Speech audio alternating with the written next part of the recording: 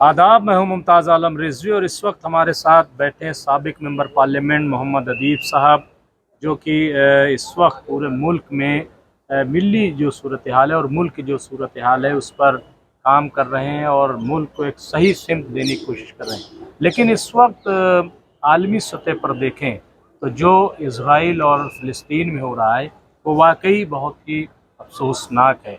पूरी दुनिया की कोशिश ये है कि फ़िलहाल जो है इजरायली हमला रुके, ताकि जो बच्चों का कत्ल हो रहा है, बेगुनाहों का कत्ल हो रहा है, वो न हो। बहरहाल इस पे हम बात करेंगे। मोहम्मद अदीब साहब, बहुत बहुत खैर मकदम है। शुक्रिया। क्या लग रहा है आपको, हिंदुस्तान में आप बैठे हैं, यहाँ तो आप देख रहे हैं कि मैदान जंग बन गया हिंदुस्तान, लेकिन आप क्या कहेंगे इस वक्त की जो सूरत हाल है? दुनिया ने कभी भी इतने कसीर तादाद में बच्चों की शहादत नहीं देखी।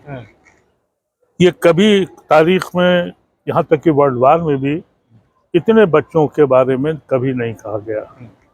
हैरत यह है कि दुनिया चिल्ला रही है, लेकिन हाकिम वक्त जो हैं मुख्तलिफ ममालिक के, वो बेहिस हैं और वो ये चाहते हैं कि हम इस बार मुकम्मल तौर पर फ़िलिस्तीन का खात्मा कर दें।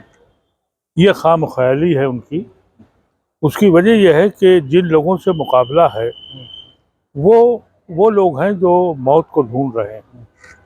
ये वो दौर है जब इस्लाम फैला था, तो उस वक्त यही कैफियत थी कि वो कहते थे कि हमको शहादत लेनी है, और यही अंजाम है कि आज मुख्तलिफ हिस्सों में इतनी फौज होने के बाद भी, जहाँ तक इत्तलात हैं कि अब लड़ाई में मुकम्मल तौर पर अमेरिका शामिल है। ईरान को मना कर रहा है, दूसरे मुल्कों को मना कर रहा है कि आप शामिल मत होइए, वर्ल्ड वार हो जाएगी, लेकिन खुद वो शामिल है इसमें मुकम्मल तौर पे। जहाँ तक कि अरब ममालिक का सवाल है, ये बेहिस हाकिम है। और मैंने तो आज कहा भी एक जगह कि आप लोग दुआ इनके लिए न करें जो शहीद हो गए या गाजी हैं, दुआ उनके लिए करें जो हाकिम वक्त हैं कि अल्लाह ताला ऐसे हाकिमों को हमारी कौम के ऊपर मुसल्लत न करे। दर्दनाक कैफियत है कि जिन ममालिक से मुसलमानों का कोई ताल्लुक नहीं है वो मदद कर रहे हैं, वो उन्होंने अपनी एम्बेसीज बंद कर दी, ताल्लुकात मुनक़ता कर लिए। लेकिन ये बेहिस जो हैं कह रहे हैं कि जॉर्डन ने भी कल कर लिया। नहीं, जॉर्डन ने एम्बेसी बंद की है, ताल्लुकात मुनक़ता नहीं किए हैं, क्योंकि सऊदी अरेबिया, यूएई, बहरीन, इन सब जो हैं अब ये कह रहे हैं कि हम आपको पैसे देंगे। अगर मेरी आवाज़ किसी सूरत से वहाँ तक पहुँच जाए उन गाजियों के पास, तो ये एक फैसला और करें कि इन हाकिमों से कोई पैसा न लें। नहीं तो उन्होंने तो, अदीब भाई आपने सुना होगा कि फ़िलिस्तीनियों ने कहा है कि हमारी गायबाना नमाज जनाजा मत पढ़िए, हम जिंदा हैं। बिल्कुल सही कहा हूँ, आप मुर्दा कौम है, ये बात तो बयान आया है। हाँ बिल्कुल बिल्कुल, हकीकत यही है। और मुझे तो ये हैरत है कि आज इतनी मीटिंगें हो रही हैं, सब कुछ हो रहा है, लेकिन हिम्मत किसी में नहीं। अगर आप फौजी तौर पर तैयार नहीं हैं, आपके पास कुव्वत नहीं है, ये असलहा आप क्यों खरीदते हैं? मुसलमानों को मारने के लिए? यानी आपने असलहे खरीदे यमन में लोगों को शहीद करने के लिए? आपने अपनी कुव्वत दिखाई जाके सीरिया में और इराक में और मुख्तलिफ मुस्लिम इलाकों में जाके कत्ल कर रहे हैं आप, और फिर ये कहते हैं कि हम हरमैन के कस्टोडियन हैं। मैं समझता हूँ कि ऐसे लोगों को हरमैन का कस्टोडियन होने का हक ही नहीं है। पूरी दुनिया हिल गई है, यहाँ तक कि वो मतलब अगर ये कहे कि कमजोर हाथों में है खाना काबा, और ये तो ये कमजोर नहीं, ये वो लोग हैं जो दौलत के नशे में चूर हैं, इनके कल्ब सियाह हैं। ये कतई तौर पर मुसलमानों की नुमाइंदगी नाच गाना भी शुरू हो गया जी, कोई क्लब। जी वो तो देखिए, ऐसा है कि ये लोग वो लोग हैं जो जिनके कल्ब सियाह हैं। और ये अगर इनको कहा जाए, मैं बहुत ज़माने से कहता हूँ कि दुनिया में ये मुसीबत जब से आई, जब से सऊद और यहूद एक हो गए, और ये सऊद और यहूद की मिली साजिश है। ये सऊद ख़ानदान जो है ये पूरे के पूरा मुलव्वस है इसमें। ये आज भी अमेरिका और यूरोप में अपने अय्याशियाँ कर रहे हैं, और बाद में सोचेंगे कुछ टुकड़े डाल दो, किसी का इलाज करा दो, कुछ पैसे दे दो। यहाँ तो मसला ये है कि फिलिस्तीन बचेगा या नहीं बचेगा। बाइडेन कह चुका कि ये बात फैसला हम आखिर तक करेंगे। मुझे हैरत हुई कि उससे पहले जो मोहतरमा थी ओबामा के ज़माने में, क्लिंटन, लेडी क्लिंटन, उन्होंने भी बयान दिया है कि यही वक्त है कि हम पूरा क्रश कर दें, कशाई ख़त्म कर दें। वो उस पैमाने पर लड़ रहे हैं। वो सोशल एक्टिविस्ट की बात करें जी, उस तरीके की बात कर रहे हैं। और कहा यह जा रहा है कि साहब अब ना आइएगा आगे, अब आगे ना आइएगा, अब बंद कर दीजिए। कह रहे हैं कि हमास जो है धमकी दे रहा है, तो मैंने कहा कि भाई हमास धमकी दे रहा है, आप तो हमले कर रहे हो। देखिए, हमास के वो लोग हैं जो अपनी ज़मीन वापस लेना चाहते हैं। बदनसीबी से हमारे प्राइम मिनिस्टर ने ये बयान उनको आतंकवादी बता दिया, और उसके बाद पूरे मुल्क का मंजरनामा चेंज हो गया। आज एक जो भक्त लोग हैं यहाँ, वो बगले बजा रहे हैं। उन्हें ये नहीं पता कि ये बहुत वक्ती है, इसके बाद एक इनकलाब आएगा उन ममालिक में, क्योंकि वो हसास लोग हैं। और दुनिया की जब दूसरी कौमें हसास हैं तो जाहिर है कि अरबों में भी कुछ होगा।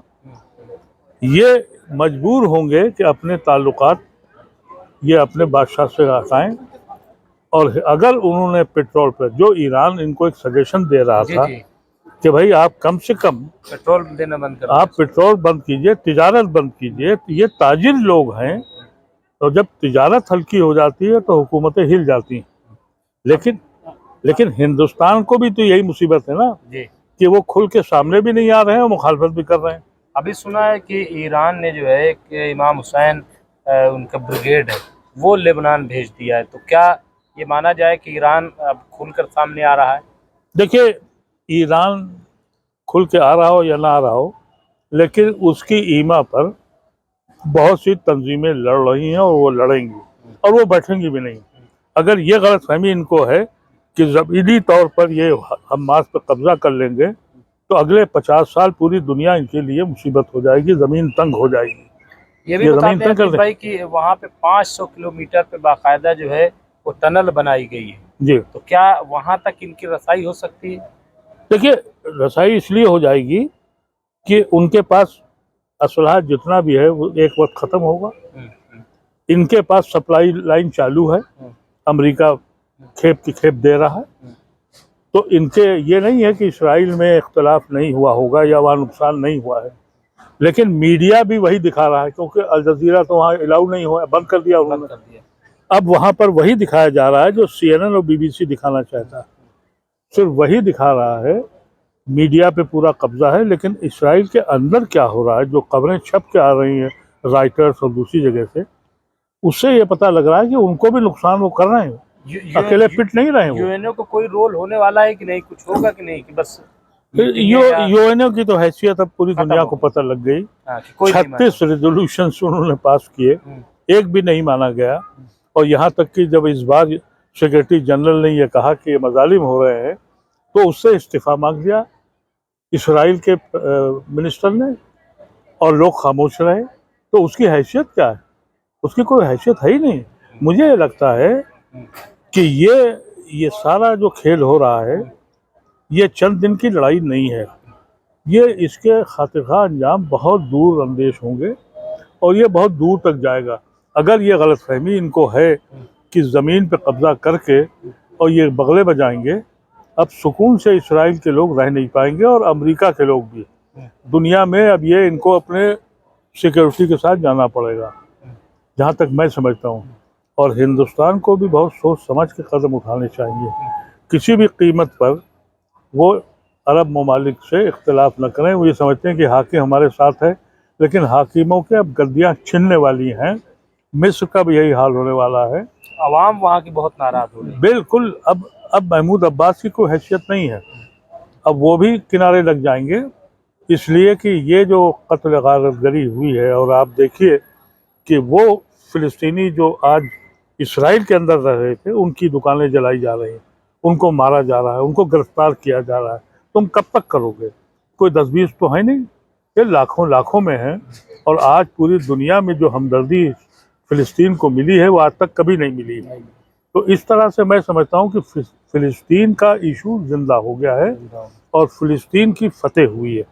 मेरा अपना ये ख्याल है। बहुत बहुत शुक्रिया अदीब साहब। या। तो ये थे मोहम्मद अदीब साहब, जिन्होंने कहा कि ये एक तरीके से फ़लस्तीन की फतेह है। भले ही इसराइल कत्लेआम कर रहा हो, लेकिन अगर देखा जाए हकीकी तौर पर तो इसराइल सिमट भी रहा है, इसराइल खाली भी हो रहा है। बहरहाल जो कुछ होगा हम आपको अपडेट करते रहेंगे। देखते रहिए MFC न्यूज़ इंडिया। शुक्रिया। शुक्रिया।